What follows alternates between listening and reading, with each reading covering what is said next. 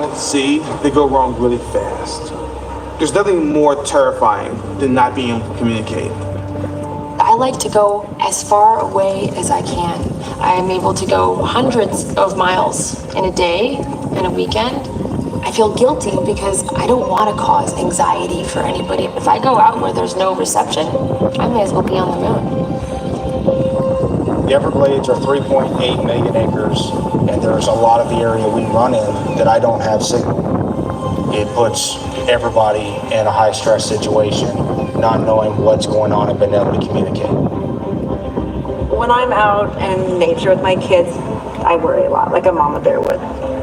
When you're out far enough from being able to get help quickly, it crosses your mind a little more. Raising bison is a very dangerous job. If John's injured out there, my biggest concern is how to get a hold of somebody, because we don't have cell reception.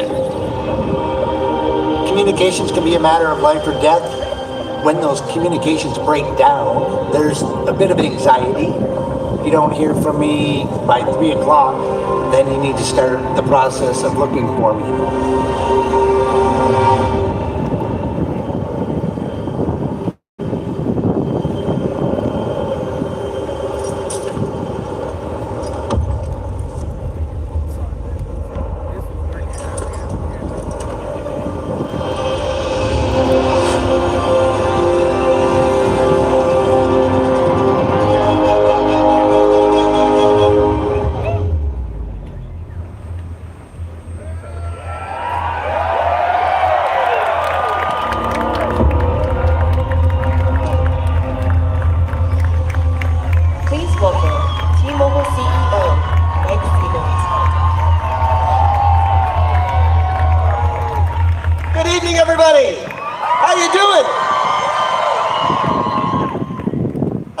Happy to be here, like I am. Feeling good? Thank you to the SpaceX team and Elon for welcoming us all to Starbase for this big announcement. I have to tell you, 2 months ago, I gave a little preview of this without a lot of people knowing that I did. I foreshadowed it during the announcement of our latest Un-carrier move at T-Mobile that we call Coverage Beyond. And I told the public then that T-Mobile's mission as a company, our corporate mission, is to be the best in the world at connecting customers to their world. And that groundbreaking move, Coverage Beyond, was all about connecting people beyond the reach of our cellular network. With that move, we became the first company of our kind worldwide to offer ubiquitous global cellular high-speed data built right into our most popular plan. 220 countries around the world connected to cellular partners that we have. And we announced that we'd connect you when you're on your way by partnering with all the major airlines in the United States for built-in Wi-Fi for the entire flight at no extra charge. That was Coverage Beyond. And tonight, we're taking things together with our new partners at SpaceX, a huge, giant leap forward. Because tonight we are announcing a technology alliance that we call Coverage Above and Beyond. And it's big because it is about solving the biggest pain point in the over 40-year history of our industry. This partnership has a vision that is the end of mobile dead zones. Listen, this is a big pain point. Our country is vast. In fact, it's the 4th largest country in the world by landmass. There are 500,000 square miles uncovered by any cellular network. And this is important. It's important for safety. It's important for connectivity with the people we love. It's important for people in rural areas, for first responders, for sports people like the people in the video. But honestly, it's important for all of us. Because, we have every single one of us, driven down that windy country road through the hills and dales, beyond the reach of any cellular network, and begun to wonder, what would happen? Am I okay? Is this a time? This is not a time when I want my car or my bike or something, or my person to fail.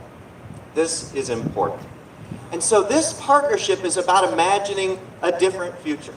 Imagine a future where if you have a clear view of the sky, you are connected on your mobile phone. Because this is a technology partnership about dedicating a slice of T-Mobile's mid-band PCS spectrum to be integrated into Starlink satellites launched next year so that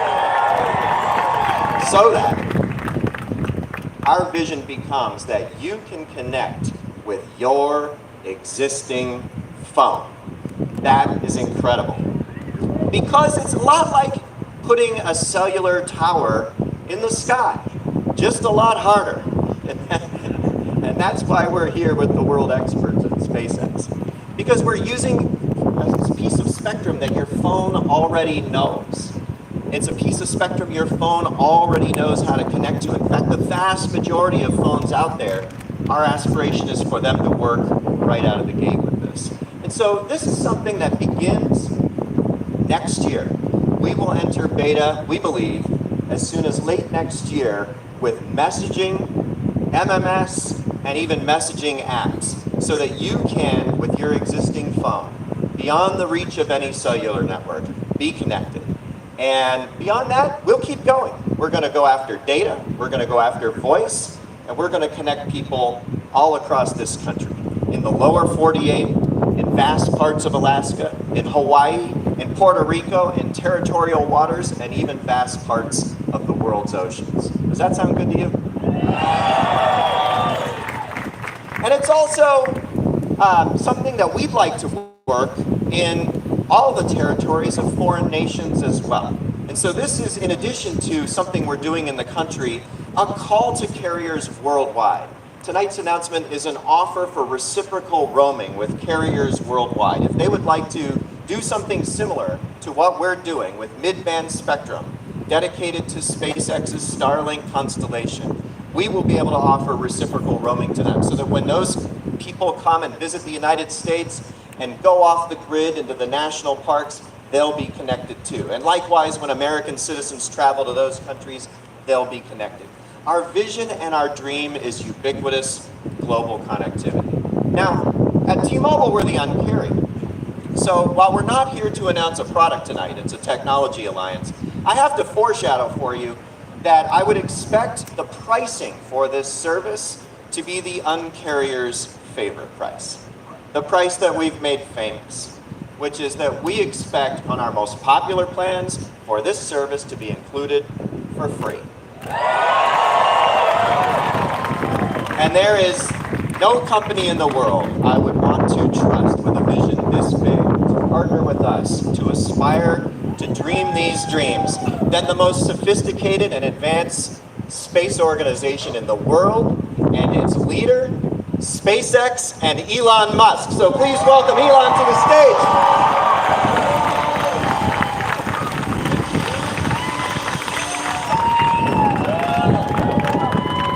Hey guys. So, welcome to Starbase. So, it's something that we really want to emphasize because I think there might be some confusion out there is that the Starlink second generation satellites will be able to broadcast direct to cell phones. So the cell phones you're holding up there will be able to transmit directly to your mobile phone. So, now this won't have the kind of bandwidth that a Starlink terminal would have, but it will enable texting. It will enable images, and if there aren't too many people in the cell zone, you even potentially have a little bit of video. So the important thing about this is that it means there's no dead zones anywhere in the world for your cell phone, and we're incredibly excited to do this with T-Mobile. It's really great to do this.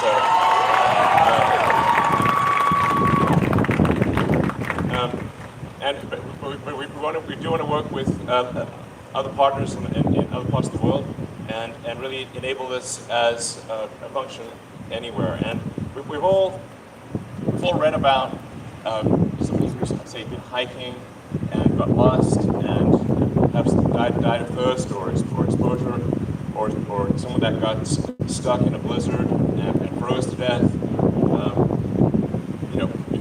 arguably get stranded on a desert island and be talking to a basketball.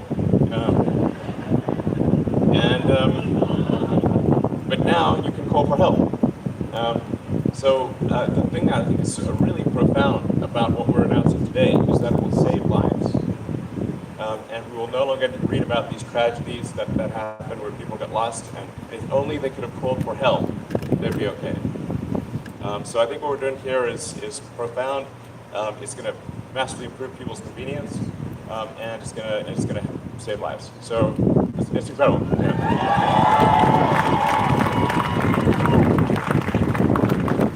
And the way we're doing this is with really quite big antennas. So people might be wondering what technology is necessary to make this work. And in order to make this work, you actually have to have, as you might expect, very big ears. So big antennas on the satellites and powerful antennas. And you need a lot of satellites. But that's kind of what we have with the Starlink Gen 2 satellites. So it's sort of a perfect addition to the Starlink satellites. Like I said, we're incredibly excited to be pioneering this revolutionary new technology with T-Mobile. So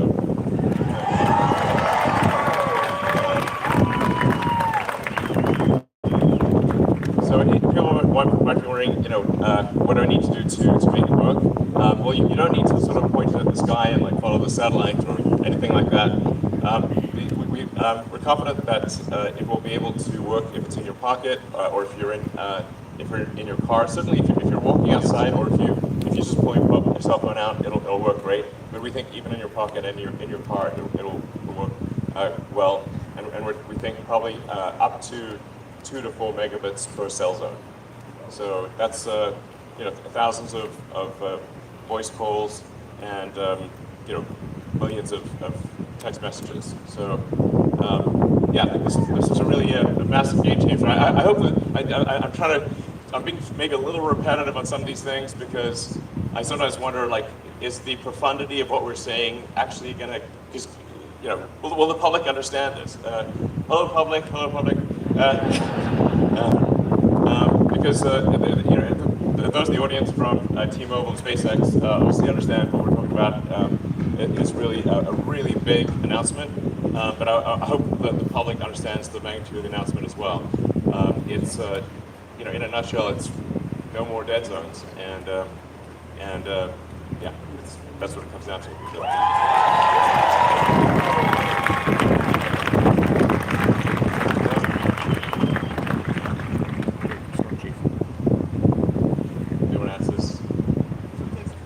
Yeah. All right. So first question that came in advance from somebody in the press was, do I need a special T-Mobile plan? And as I said in my remarks, we're not here to announce the product yet, but my vision for this is that on our most popular plans, we're just going to go ahead and include this. And we feel like that's what the Un-carrier does. That's important. Now there may be low-cost plans that don't include it, and there our aspiration is to charge a monthly service fee that will be far less than the monthly service fees charged by today's satellite connectivity services. But for the most popular plans of T-Mobile, our vision is to just go ahead and include it for free, just like we did with the global connectivity for our cellular roaming partners all around the world. So do Starlink satellites have to be reprogrammed to communicate using T-Mobile's radio band? We need to do more than simply reprogram the satellites. We're constructing special antenna. Like I said, they're actually very big antenna that are also extremely advanced. They're the most advanced phased array antennas in the world, we think. And it has to be, the antennas have to be extremely advanced because they're going to pick up a very quiet signal from your cell phone. And you can imagine if that's like cell phone, that signal is going to travel 500 miles and then be caught by a satellite that's traveling 17,000 miles an hour. And the satellite's going to compensate for the Doppler effect of moving so fast. So this is really quite a difficult technical challenge. But we have it working in the lab, and we're confident this will work in the field. So it's actually quite a lot of extra hardware on the satellites, and it's also a lot of software. Yes. it's a hard problem. That's why it's not been solved before.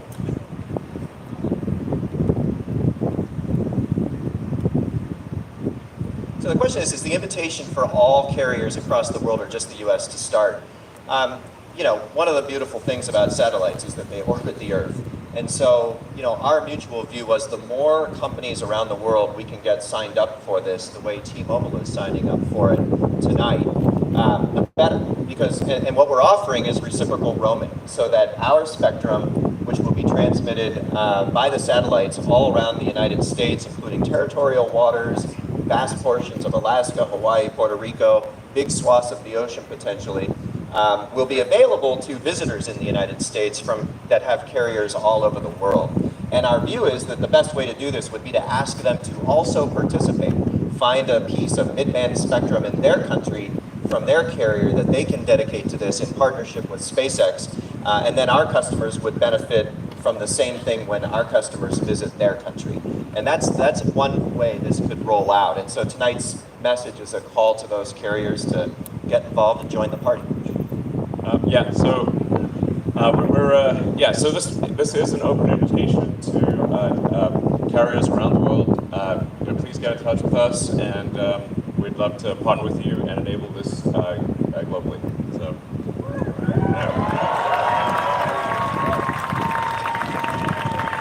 Next question right in front of us, will Starlink handle any of T-Mobile's backhaul transport? Well, we're open to that, and we're partners now. So, you know, yeah, that'd be great. Yeah, and you know, it's I'm a Starlink customer, so I use the Starlink service right now, and it has blown my mind. I mean, it's an amazing service with massive capacity and speed, and in my experience, fantastic reliability. And so, you know, I do think there's an opportunity as we reach further and further into certain rural areas to make that the way we reach people with full voice, data, and messaging services. And so, you know, certainly we're open to that.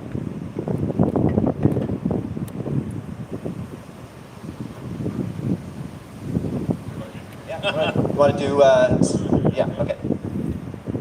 Does participating messaging apps mean iPhone users on this Starlink connection will be on iMessage as usual, and Android users will be on RCS?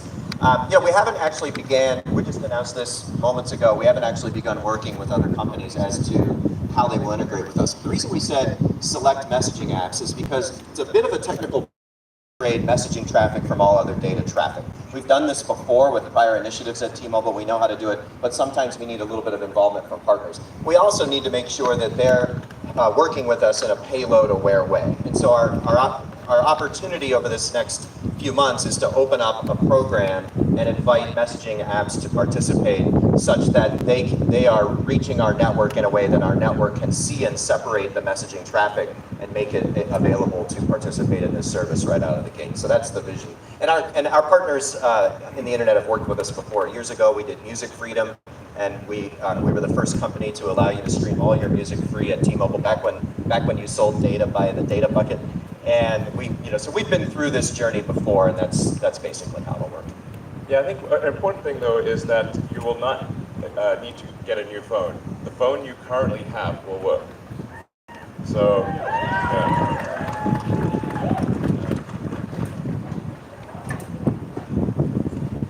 so some audience questions. Yeah, hey guys, thanks for doing this. Question for Elon. Eric Berger from Ars Technica. You said the Gen 2 antennas are very big. Can you talk about how big those are? So big. but I mean, NASA has had some issues with another company's antennas because they were really big. So I'm just trying to get a sense of like how big they are, and then like how many of these can actually fit in the Falcon 9 payload variant, because you've been talking about launching that in the Eastern Starship. So thanks. So we think like the service will be primarily a Starlink V2 satellite. The Starlink V2 is the main body of the satellite is about 7 meters long, so call it maybe 40% longer than an SUV. And then the antennas that we're talking about here will be supplemental to the KU and KA antennas that we're currently using on Starlink 1. and to the laser links. So Starlink 2 will satellites. We tend to have Ka, Ku, improved Ka, Ku, and obviously the laser links. And then in addition, we would fold out the sort of cell spectrum antenna that would be also quite large, so on the order of 5 or 6 meters on a side, so roughly 25 square meters. And then can you get those in the Falcon 9 payload fairing? The Starlink V2 is meant for Starship. We might, yeah, it's meant for Starship, like those things. So the Starlink V2 satellites are very large and too big to fit in a Falcon 9. But we are actually looking at an interim solution, which is like a sort of Starlink V2 Mini that would maybe launch if the Starship is the program is delayed longer than expected, would launch a sort of a smaller Starlink V2 kind of Mini that would fit on a Falcon 9. Thank you.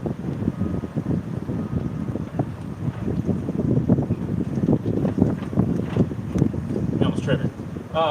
Andrew Clifford, it's nice to be here. Thanks for putting this on. I'm with TLPN Network and the Launchpad Official.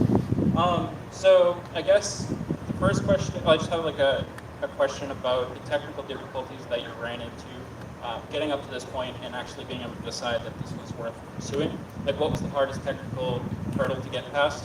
And before beta, is there going to be an opportunity for like emergency services or anybody to kind of get their hands in on this to see how well it works?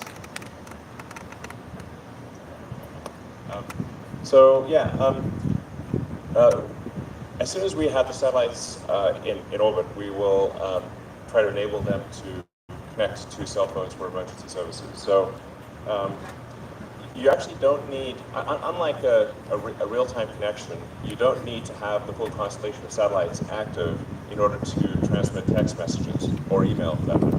So any kind of asynchronous communication will work even if it's only one satellite. Now, of course, we are constrained by regulatory approval. But from a technical standpoint, it should work even when there's only a handful of satellites in orbit, because of the asynchronous nature of text messaging and email. You might just have to wait, I don't know, a half an hour maybe for this thing to go through, but it should still work from early on. Awesome, thank you.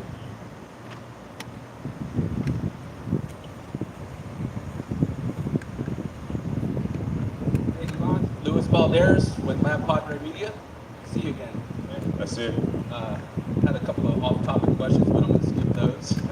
Yeah, we got to stay on topic, otherwise, yeah. So, with this new technology, does it eliminate international plans? And you talked about download speeds. What about upload speeds? Yeah, this will not get, I do want to, this is an amazing thing that we're unveiling, but I do want to make sure that it's understood in the right context. So the size of the cell that will be quite large compared to the space-based cell system. The area of the cell will be large compared to a terrestrial system. So this is really meant for places that don't have cell tower connectivity. Because although it's like maybe 2 to 4 megabits, the capability, that's what the capability is for the entire cell. So if you've got, since we're talking about like 1 to 2,000 voice calls per cell, but that cell is going to be quite large. And so it really is, it's not a substitute for ground cell stations, because ground cell stations, especially in urban and suburban areas, will definitely be superior to what we're talking about here. This is really meant to provide basic coverage to areas that are currently completely dead. Thank you.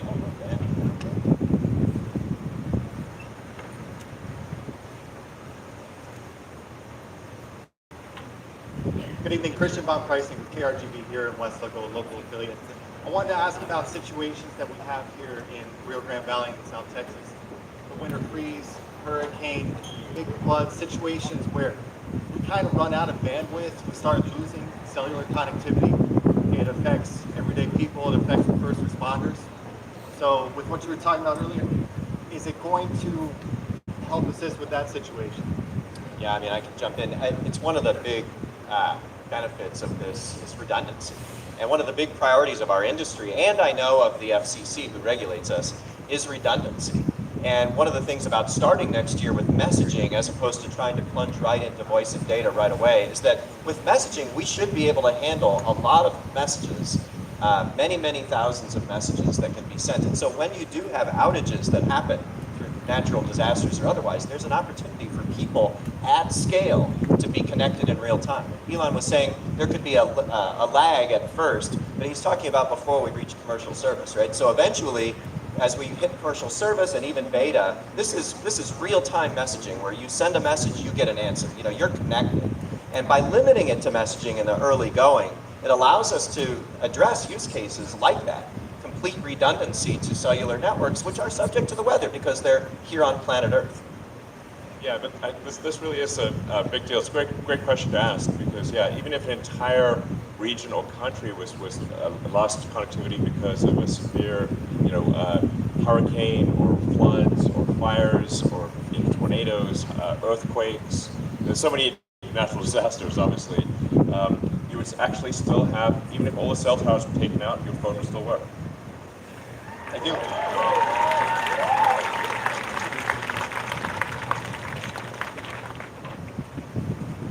Hi, it's Evelyn at evalufortismanian.com. How many Starlink users can a single Starlink satellite support? So in this context for this application, we're talking about roughly 2 to 4 megabits per cell zone. So it depends on how many people are in that cell zone. You divide that bandwidth by the number of people in the cell zone and who are using it simultaneously.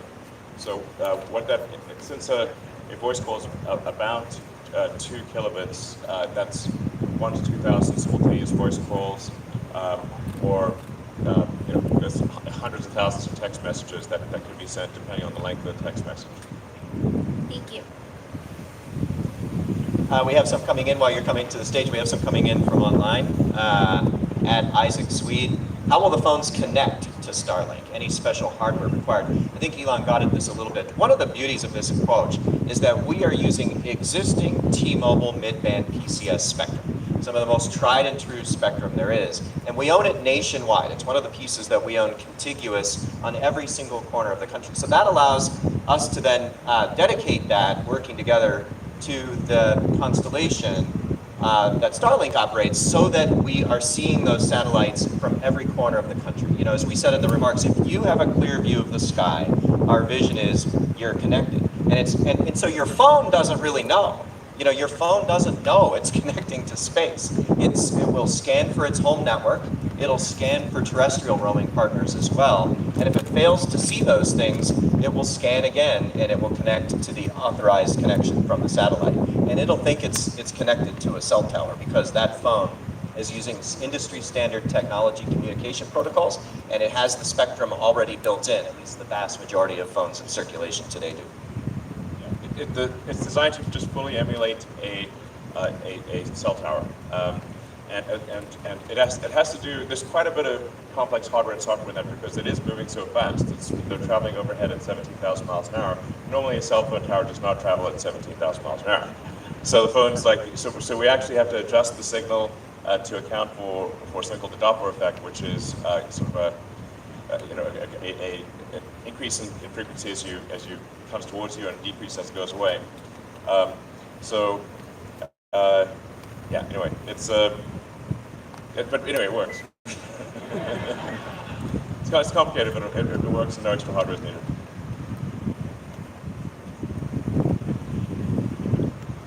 Yeah, hi, Paul Marcus with Ocean Camera Space Corp.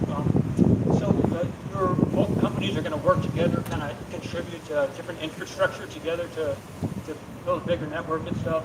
How do you see this maybe going further into the solar system? Maybe future partnership there? Well, we'd love to have T-Mobile on Mars.